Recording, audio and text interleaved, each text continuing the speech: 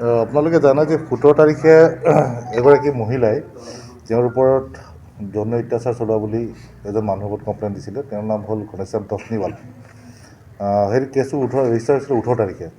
সেইমতে আমি ১৮ তাৰিখে তেওঁক যেতিয়া কমপ্লেইনটো সোধপোছ কৰাৰ পিছত যিখিনি আমি তথ্য পালোঁ, সেইমতে তেখেতক বিচাৰ খোঁচা চলাই থকা হৈছিলে, কিন্তু তেওঁ সিদিনাখনৰ পৰাই পলাতক আছিলে।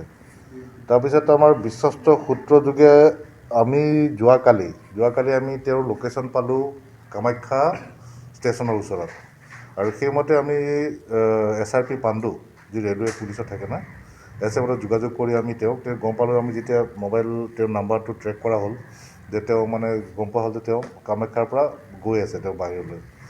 সেইমতে আমি SRP পাণ্ডু GRP সহযোগত আমি তেওঁক সৰভোগৰ পৰা আমি ৰাতি কাৰেক্ট কৰিব সক্ষম হওঁ, আৰু আমাৰ পাৰ্টি ৰাতিয়ে পুলিচ পাৰ্টি টীম গুচি যায় যোৰহাটৰ পৰা। ৰাতিপুৱা তেওঁক আজি আনি পেলাই তাৰ পৰা লৈ এতিয়া অলপ আগতে আহি পাইছে।